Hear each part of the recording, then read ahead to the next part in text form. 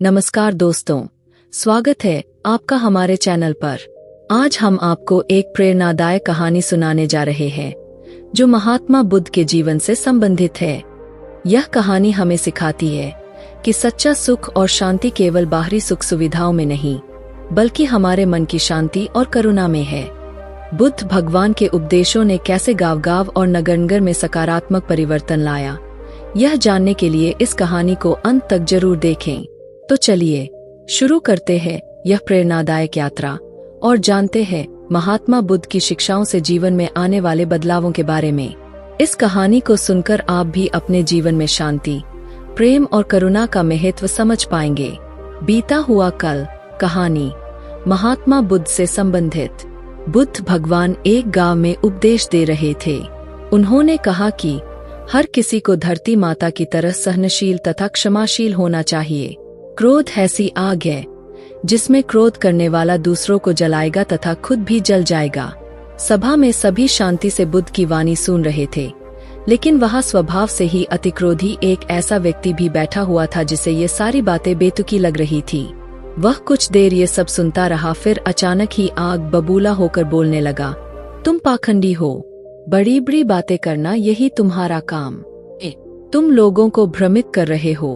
तुम्हारी ये बातें आज के समय में कोई मायने नहीं रखती। ऐसे कई कटु वचनों सुनकर भी बुद्ध शांत रहे। अपनी बातों से ना तो वह दुखी हुए, ना ही कोई प्रतिक्रिया की। यह देखकर वह व्यक्ति और भी क्रोधित हो गया और उसने बुद्ध के मुंह पर थूक कर वहां से चला गया। अगले दिन जब उस व्यक्ति का क्रोध शांत हुआ तो उसे अपने बुरे व्यवहार के कारण पछतावे की आग में जलने लगा और वह उन्हें ढूंढते हुए उसी स्थान पर पहुंचा। पर बुद्ध कहाँ मिलते, वह तो अपने शिष्यों के साथ पास वाले एक अन्य गांव निकल चुके थे। व्यक्ति ने बुद्ध के बारे में लोगों से पूछा और ढूंढते ढूंढते जहाँ बुद्ध प्रवचन दे रहे थे वहां पहुंच गया। उन्हें देखते ही वह उनके चरणों में गिर पड़ा और बोला, मुझे क्षमा कीजिए प्रभु। बुद्ध ने पूछा, कौन हो भाई, तुम्हें क्या हुआ है, क्यों क्षमा मांग रहे हो? उसने कहा, क्या आप भूल गए, मैं वही हूँ जिसने कल आपके साथ बहुत बुरा व्यवहार किया था। मैं शर्मिंदा हूँ। मैं मेरे दुष्ट आचरण की क्षमायाचना करने आया हूँ। भगवान बुद्ध ने प्रेम पूर्वक कहा, बीता हुआ कल तो मैं वही छोड़कर आया गया और तुम अभी भी वही अटके हुए हो। तुम्हें अपनी गलती का आभास हो गया, तुमने पश्चाताप कर लिया, तुम निर्मल हो चुके हो। अब तुम आज में प्रवेश करो। बुरी बातें तथा बुरी घटनाएं याद करते रहने से वर्तमान और भविष्य दोनों बिगड़ते जाते हैं। बीते हुए कल के कारण आज को मत बिगाड़ो। उस व्यक्ति का सारा बोझ उतर गया।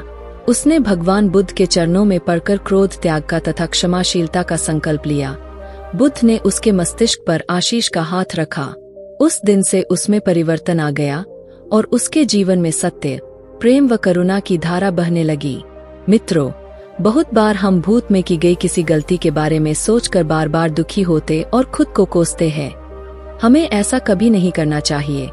गलती का बोध हो जाने पर हमें उसे कभी ना दोहराने का संकल्प लेना चाहिए और एक नई ऊर्जा के साथ वर्तमान को सुदृढ़ बनाना चाहिए।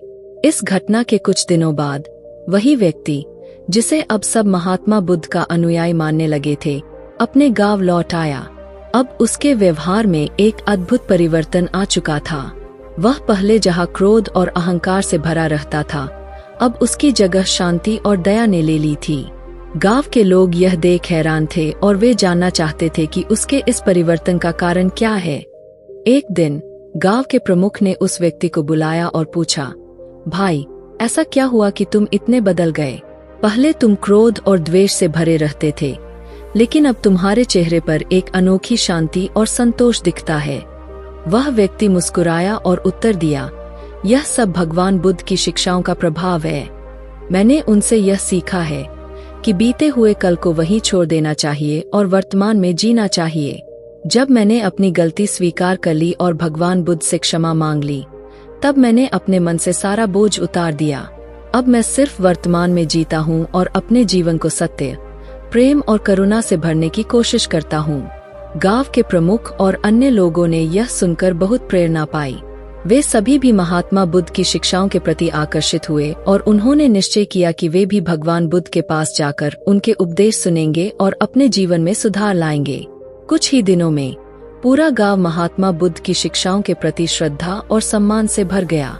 वहां के लोग अब पहले से अधिक शांति, प्रेम और सहयोग से रहने लगे। सभी एक दूसरे की मदद करने लगे और किसी भी विवाद को शांति और समझदारी से सुलझाने लगे। महात्मा बुद्ध की शिक्षाएं उस गांव में केवल एक व्यक्ति को नहीं, बल्कि पूरे समाज को बदलने की शक्ति रखती थीं। इस प्रकार भगवान बुद्ध के उपदेशों की शक्ति से वह गांव शांति और समृद्धि की ओर बढ़ने लगा। इस कहानी से यह सिद्ध होता है कि यदि हम अपने बीते हुए कल को भूलकर वर्तमान में जीने का संकल्प लें, तो हम अपने जीवन में अद्भुत परिवर्तन ला सकते हैं और समाज में भी एक सकारात्मक बदलाव ला सकते हैं। गांव में महात्मा बुद्ध के उपदेशों का प्रभाव दिन ब दिन बढ़ता गया। लोग अब अपने जीवन को अधिक संयमित और दयालु तरीके से जीने लगे। वे छोटे छोटे विवादों को शांति और समझदारी से सुलझाने की कोशिश करते और हर किसी के प्रति करुणा का भाव रखते। एक दिन गांव में एक बड़ा उत्सव मनाया जा रहा था, जिसमें आसपास के गांवों के लोग भी शामिल हुए। इस अवसर पर गांव के प्रमुख ने सबको संबोधित करते हुए कहा, हमारे गांव में जो परिवर्तन आया है वह महात्मा बुद्ध की शिक्षाओं का ही परिणाम है। आइए हम सब मिलकर उन्हें धन्यवाद दें और उनकी शिक्षाओं को अपने जीवन का हिस्सा बनाएं। उत्सव के बीच में महात्मा बुद्ध स्वयं भी वहां पहुंचे। उन्होंने देखा कि गांव के लोग अब पहले से अधिक शांत और संतुष्ट हैं। प्रमुख ने उन्हें मंच पर आमंत्रित किया और सभी ने उनका स्वागत किया। महात्मा बुद्ध ने सभा को संबोधित करते हुए कहा, मुझे यह देखकर बहुत खुशी होती है कि आप सबने मेरी शिक्षाओं को अपने जीवन में अपनाया है। याद रखें, जीवन में सहनशीलता, क्षमाशीलता और करुणा का बहुत महत्व है। यदि हम इन गुणों को अपनाते हैं तो न केवल हमारा जीवन सुखमय होगा, बल्कि हम समाज में भी सकारात्मक परिवर्तन ला सकते हैं। सभा के बाद कई लोग महात्मा बुद्ध के पास आए और उनके चरणों में प्रणाम किया। उनमें से एक वृद्ध व्यक्ति ने कहा, भगवान बुद्ध, आपके उपदेशों ने हमारे जीवन में प्रकाश ला दिया है। हम आपके आभारी हैं। कृपया हमें आशीर्वाद दे कि हम सदैव आपके मार्ग पर चलें। महात्मा बुद्ध ने सभी को आशीर्वाद दिया और कहा, स्मरण रहे, ज्ञान और सत्य का मार्ग कठिन हो सकता है, लेकिन यह अंततः हमें शांति और मुक्ति की ओर ले जाता है। अपने दिलों में करुणा और प्रेम बनाए रखें और संसार में अच्छाई फैलाने का प्रयास करें।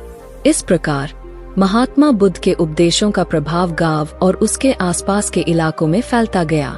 लोग अपने जीवन को सरल और सच्चे तरीके से जीने लगे। उन्होंने न केवल अपने व्यक्तिगत जीवन में बल्कि समाज में भी महत्वपूर्ण बदलाव लाए। महात्मा बुद्ध की शिक्षाएं सदियों से लोगों को सही मार्ग दिखाने और उनके जीवन को सार्थक बनाने में सहायक रही है, और यह कहानी उसी का एक उदाहरण है। महात्मा बुद्ध के प्रवचनों का असर अब दूर दूर तक फैलने लगा था। उनके उपदेशों ने केवल उस गांव को ही नहीं, बल्कि आसपास के अन्य गांवों को भी प्रभावित किया था। एक दिन पास के एक गांव से कुछ लोग बुद्ध के पास आए और उन्होंने उनसे अपने गांव में प्रवचन देने की विनती की। महात्मा बुद्ध ने उनकी विनती स्वीकार की और अपने शिष्यों के साथ उस गांव की ओर चल पड़े। जब वे वहां पहुंचे तो गांव के लोग बड़ी संख्या में उनका स्वागत करने के लिए एकत्र हुए थे। गांव का प्रधान उन्हें आदरपूर्वक गांव के मुख्य स्थान पर ले गया, जहां बुद्ध को प्रवचन देने के लिए मंच तैयार किया गया था। बुद्ध ने सभा को संबोधित करते हुए कहा, प्यारे भाइयों और बहनों, जीवन में सच्चाई, अहिंसा और करुणा का पालन करना सबसे महत्वपूर्ण है। यदि हम अपने मन को शांत और निर्मल रखें, तो हम किसी भी कठिनाई का सामना कर सकते हैं। सभा में बैठे लोगों में से एक किसान ने पूछा, भगवान बुद्ध, हम अपने दैनिक जीवन में शांति और संतोष कैसे प्राप्त कर सकते हैं? बुद्ध ने मुस्कुराते हुए उत्तर दिया, प्रकृति से सीखो। जैसे एक वृक्ष बिना किसी स्वार्थ के फल और छाया देता है, वैसे ही हमें भी बिना किसी अपेक्षा के दूसरों की सेवा करनी चाहिए। जब हम बिना स्वार्थ के दूसरों की भलाई करेंगे, तो हमारे मन में शांति और संतोष अपने आप आ जाएगा। एक महिला ने पूछा, भगवान, क्रोध को नियंत्रित करने का सबसे अच्छा तरीका क्या है? बुद्ध ने उत्तर दिया, क्रोध एक विष है जो हमारे मन और शरीर को नुकसान पहुंचाता है। इसे नियंत्रित करने के लिए हमें धैर्य और सहनशीलता का अभ्यास करना चाहिए। जब भी क्रोध आए तो गहरी सांस लें और अपने मन को शांत करने की कोशिश करें। याद रखें, क्षमा और दया से बड़ा कोई उपाय नहीं है। उस दिन के प्रवचन ने गांव के लोगों पर गहरा प्रभाव डाला। उन्होंने महात्मा बुद्ध की शिक्षाओं को अपने जीवन में अपनाने का संकल्प लिया। प्रवचन के बाद कई लोग बुद्ध के पास आए और अपने जीवन की समस्याओं के बारे में उनसे सलाह ली। बुद्ध ने सभी को धैर्यपूर्वक सुना और उन्हें सच्चाई और करुणा का मार्ग अपनाने की सलाह दी। इस प्रकार महात्मा बुद्ध की शिक्षाओं का प्रकाश और भी दूर दूर तक फैलता गया। लोग उनके उपदेशों को सुनने के लिए दूर दूर से आने लगे। उनके जीवन में सत्य, अहिंसा और करुणा की धारा बहने लगी और समाज में शांति और संतोष का वातावरण बनने लगा। एक दिन बुद्ध अपने शिष्यों के साथ एक और गांव की ओर जा रहे थे। रास्ते में उन्होंने देखा कि एक पेड़ के नीचे एक छोटा बच्चा रो रहा था। बुद्ध ने उसे प्यार से बुलाया और पूछा, क्या हुआ बेटा, तुम क्यों रो रहे हो? बच्चे ने आंसुओं भरी आंखों से कहा, मुझे घर का रास्ता नहीं मिल रहा है। बुद्ध ने मुस्कुराते हुए कहा, डरो मत, मैं तुम्हें तुम्हारे घर तक छोड़ दूंगा। उन्होंने बच्चे का हाथ पकड़ा और धीरे धीरे गांव की ओर चल पड़े। बच्चे का डर धीरे धीरे समाप्त हो गया और वह बुद्ध के साथ खुशी खुशी चलने लगा। इस छोटी सी घटना ने भी वहां के लोगों को सिखाया कि करुणा और प्रेम का मार्ग ही सच्चे सुख का मार्ग है। महात्मा बुद्ध के हर कदम और हर शब्द में सच्चाई और करुणा की झलक मिलती थी। उनके साथ समय बिताकर लोग अपने जीवन में भी उन गुणों को अपनाने की प्रेरणा पाते थे। महात्मा बुद्ध का जीवन और उनके उपदेश हमें यही सिखाते हैं कि सच्चाई, अहिंसा और करुणा से भरा जीवन ही सच्चे सुख और शांति का मार्ग है। उनकी शिक्षाएं सदियों से मानवता को सही दिशा दिखाती आ रही है और आगे भी दिखाती रहेंगी। महात्मा बुद्ध अपने शिष्यों और उस छोटे बच्चे के साथ गांव की ओर चल पड़े। रास्ते में बुद्ध ने बच्चे से बात करनी शुरू की। तुम्हारा नाम क्या है बेटा? बच्चे ने उत्तर दिया, मेरा नाम आरव है। बुद्ध ने मुस्कुराते हुए कहा, आरव, तुम्हारे माता पिता कहाँ है? आरव ने कहा, वो घर पर ही है, पर मैं खेलते खेलते यहाँ तक आ गया और रास्ता भूल गया। बुद्ध ने अपने शिष्यों को संकेत किया और वे बच्चे को उसके घर तक ले जाने लगे। गांव पहुँचने पर आरव के माता पिता ने अपने बच्चे को सुरक्षित देखकर राहत की सांस ली और महात्मा बुद्ध के प्रति कृतज्ञता प्रकट की। गांव के लोग महात्मा बुद्ध को देखकर बहुत खुश हुए और उन्हें अपने गांव में रुकने का निवेदन किया। बुद्ध ने सहर्ष स्वीकार किया और अगले दिन गांव के मुख्य चौराहे पर प्रवचन देने का निश्चय किया।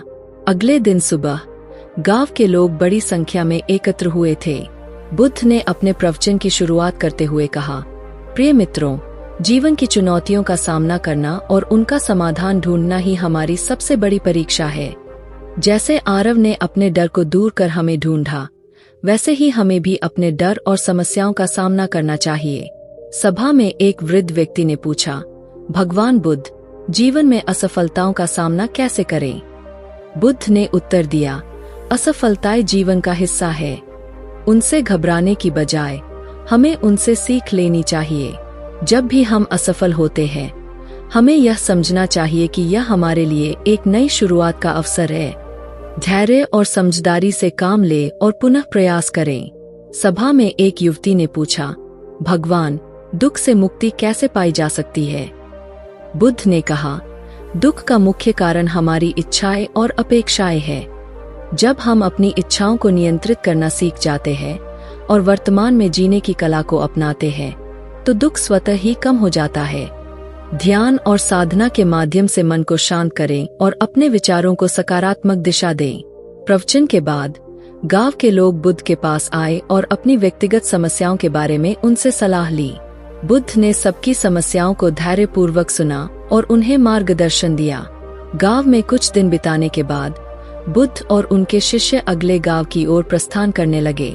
जाते जाते बुद्ध ने गांव वालों से कहा, याद रखें, सच्चाई, अहिंसा और करुणा का मार्ग ही सच्चे सुख का मार्ग है।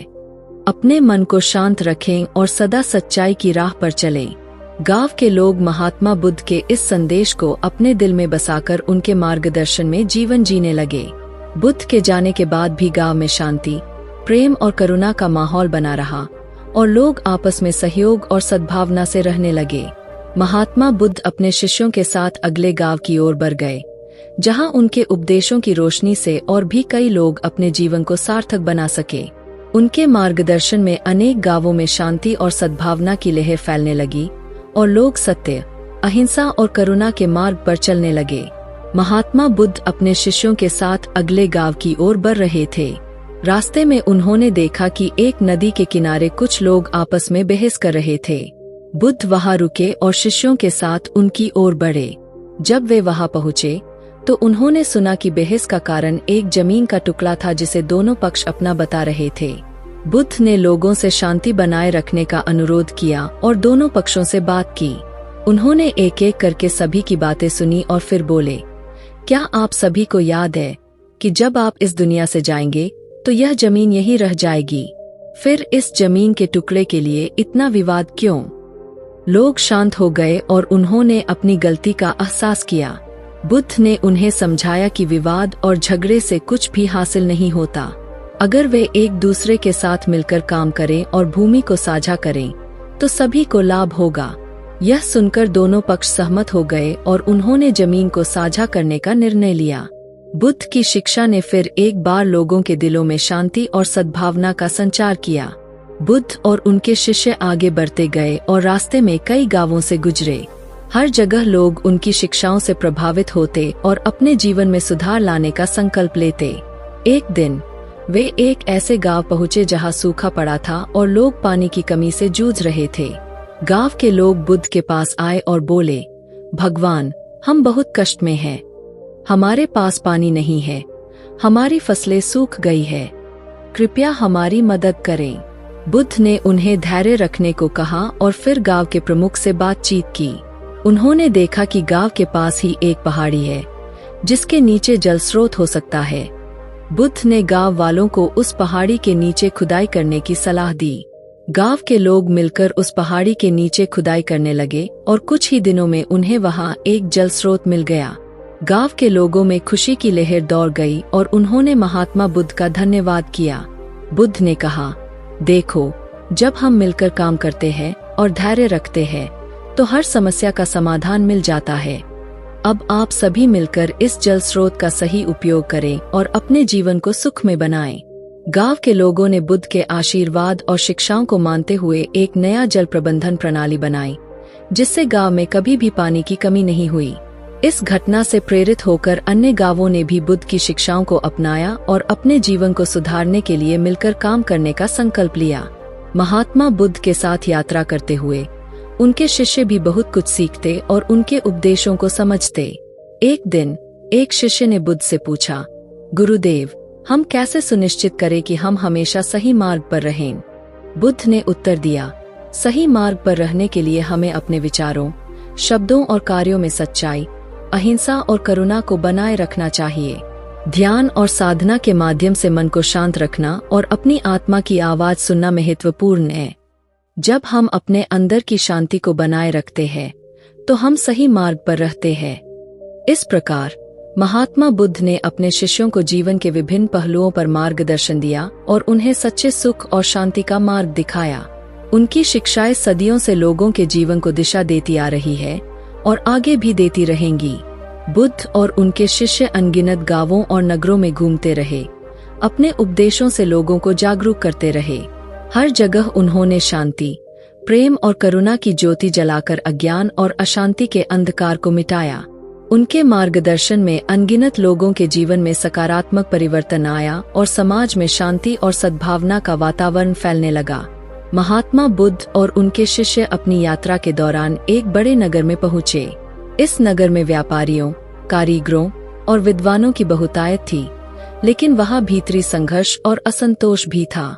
नगर के प्रमुख ने महात्मा बुद्ध का स्वागत किया और उनसे आग्रह किया कि वे नगरवासियों को संबोधित करें।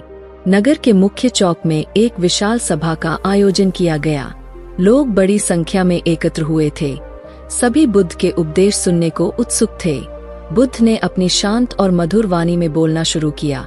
प्रिय मित्रों, इस संसार में सच्चा सुख और शांति तभी प्राप्त होती है जब हम अपने मन को शांत रखें और दूसरों के प्रति करुणा और प्रेम का भाव रखें। सभा में एक धनी व्यापारी ने पूछा, भगवान बुद्ध, हम धनवान हैं, हमारे पास सभी भौतिक सुख सुविधाएं हैं, लेकिन फिर भी हमें शांति और संतोष नहीं मिलता। इसका क्या कारण है? बुद्ध ने उत्तर दिया, धन और भौतिक वस्तुएं केवल बाहरी सुख प्रदान करती है, जबकि सच्ची शांति और संतोष हमारे मन के भीतर से आते हैं। जब हम अपनी इच्छाओं और लालसाओं को नियंत्रित करना सीख जाते हैं, तभी हमें वास्तविक शांति मिलती है। संतोष और कृतज्ञता का भाव अपनाओ और अपने धन का उपयोग समाज की भलाई के लिए करो। नगर के विद्वानों में से एक ने पूछा, भगवान, ज्ञान का सही उपयोग कैसे किया जाए? बुद्ध ने उत्तर दिया, ज्ञान का सही उपयोग तभी होता है जब हम उसे मानवता की सेवा और कल्याण के लिए प्रयोग करते हैं। ज्ञान को अहंकार का कारण नहीं बनने देना चाहिए, बल्कि इसे विनम्रता और करुणा के साथ जोड़ना चाहिए। ज्ञान का उद्देश्य दूसरों को बेहतर जीवन देने में सहायक होना चाहिए। सभा के बाद नगरवासियों ने बुद्ध के उपदेशों से प्रेरणा पाई। उन्होंने अपने जीवन में करुणा, दया और सच्चाई को अपनाने का संकल्प लिया। व्यापारी ने अपने धन का एक हिस्सा गरीबों और जरूरतमंदों की सहायता के लिए दान किया। विद्वानों ने अपने ज्ञान को समाज की भलाई के लिए उपयोग करने का निश्चय किया। कारीगरों ने अपने काम में गुणवत्ता और सच्चाई को अपनाने का प्रण लिया। महात्मा बुद्ध ने देखा कि नगरवासी उनके उपदेशों को आत्मसात कर रहे हैं और अपने जीवन में सुधार ला रहे हैं। यह देखकर उन्हें अत्यंत प्रसन्नता हुई। बुद्ध और उनके शिष्य नगर में कुछ दिन और रुके और इस दौरान उन्होंने ध्यान और साधना की महत्वपूर्ण विधियां सिखाईं। नगरवासी नियमित रूप से ध्यान करने लगे और उनके जीवन में शांति और संतोष का संचार होने लगा। महात्मा बुद्ध का अगला गंतव्य एक पहाड़ी क्षेत्र था, जहां एक आश्रम था। इस आश्रम में अनेक साधु और साधिकाएं ध्यान और साधना में लीन रहते थे, लेकिन उनमें भी कुछ मतभेद और असंतोष उत्पन्न हो गया था। जब बुद्ध वहां पहुंचे तो उन्होंने आश्रमवासियों को एकत्र किया और कहा, ध्यान और साधना का उद्देश्य हमारे मन को शांत और निर्मल बनाना है। यदि हमारे बीच मतभेद है, तो इसका अर्थ है कि हमने ध्यान और साधना के सच्चे अर्थ को नहीं समझा है। एक साधु ने पूछा, भगवान, हम ध्यान करते हैं, फिर भी हमारे मन में शांति क्यों नहीं आती? बुद्ध ने उत्तर दिया, ध्यान का मतलब केवल आंखें बंद करके बैठना नहीं है। ध्यान का वास्तविक अर्थ है अपने मन के विचारों को समझना और उन्हें नियंत्रित करना। जब हम अपने अंदर के क्रोध, ईर्ष्या और अहंकार को त्यागते हैं और करुणा, प्रेम और दया को अपनाते हैं, तभी सच्चा ध्यान संभव होता है। बुद्ध की शिक्षाओं से आश्रमवासी बहुत प्रभावित हुए और उन्होंने अपने मतभेदों को भुलाकर एक साथ मिलकर ध्यान और साधना करने का निश्चय किया। उन्होंने समझा कि सच्ची शांति और ज्ञान केवल तभी प्राप्त हो सकते हैं जब हम अपने भीतर की नकारात्मकताओं को त्याग दें और सकारात्मकता को अपनाएं। महात्मा बुद्ध का मार्गदर्शन और उनके उपदेश पूरे क्षेत्र में फैलते गए और उनके अनुयायियों की संख्या दिन ब दिन बढ़ती गई। उनकी शिक्षाओं ने समाज में एक नई जागृति और सकारात्मकता की लहर उत्पन्न की। लोग अपने जीवन में सत्य, अहिंसा और करुणा को अपनाने लगे और समाज में शांति, सद्भावना और समृद्धि का माहौल बनने लगा। महात्मा बुद्ध की शिक्षाएं जिस भी स्थान पर पहुंची, वहां एक सकारात्मक परिवर्तन की लहर चल पड़ी। गांव-गांव, नगर-नगर में लोग उनके उपदेशों से प्रेरणा लेते और अपने जीवन में सुधार लाते। उनकी शिक्षाओं ने लोगों को यह सिखाया कि सच्चा सुख और शांति केवल बाहरी सुख सुविधाओं में नहीं, बल्कि अपने मन की शांति और करुणा में है। एक दिन बुद्ध ने अपने शिष्यों को एकत्र किया और उनसे कहा, हमने बहुत यात्राएं की और अनेक स्थानों पर अपने उपदेश दिए। हमने देखा कि जब लोग सच्चाई, अहिंसा और करुणा को अपनाते हैं, तो उनका जीवन सुखमय और शांतिमय हो जाता है। हमारा कार्य यही है कि हम अपनी शिक्षाओं के माध्यम से इस संसार में शांति और सद्भावना फैलाएं। बुद्ध के शिष्य भी उनकी शिक्षाओं से अत्यंत प्रभावित थे। वे समझ चुके थे कि सच्चे सुख का मार्ग अपने मन को शांत और निर्मल बनाना है। उन्होंने निश्चय किया कि वे भी बुद्ध के संदेश को दूर दूर तक फैलाएंगे और समाज में सकारात्मक परिवर्तन लाने का प्रयास करेंगे। महात्मा बुद्ध की शिक्षाएं लोगों के दिलों में बस गईं और उनके उपदेशों ने समाज में एक नई जागरूकता उत्पन्न की। लोग अब अपने जीवन में सत्य, अहिंसा और करुणा को महत्व देने लगे और अपने मन की शांति को सर्वोपरि मानने लगे। उन्होंने समझ लिया कि सच्चा सुख और शांति बाहरी वस्तुओं में नहीं, बल्कि अपने भीतर की करुणा और दया में है। समाज में शांति, प्रेम और सद्भावना का वातावरण फैलता गया और महात्मा बुद्ध के अनुयायी उनकी शिक्षाओं को जीवन में उतारकर दूसरों को भी प्रेरित करते रहे। उनकी शिक्षाएं सदियों तक लोगों को सही मार्ग दिखाने और उनके जीवन को सार्थक बनाने में सहायक बनी रहीं। इस प्रकार महात्मा बुद्ध के उपदेशों ने संसार में एक नई रोशनी फैलाई, जिससे अज्ञान और अशांति का अंधकार मिट गया और समाज में सच्चाई, अहिंसा और करुणा का सूर्योदय हुआ। उनके संदेश ने यह सिद्ध कर दिया कि सच्चा सुख और शांति केवल अपने मन की शांति और दूसरों के प्रति करुणा में है, और यही हमारे जीवन का वास्तविक उद्देश्य है।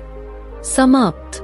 इस कहानी का निष्कर्ष यही है कि महात्मा बुद्ध की शिक्षाओं ने हर जगह शांति, प्रेम और करुणा का संदेश फैलाया।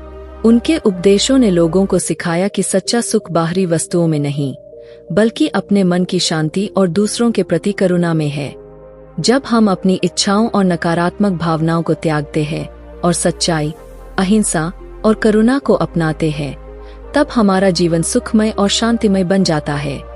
महात्मा बुद्ध का संदेश आज भी हमें प्रेरित करता है कि हम अपने जीवन में इन मूल्यों को अपनाएं और समाज में सकारात्मक परिवर्तन लाएं।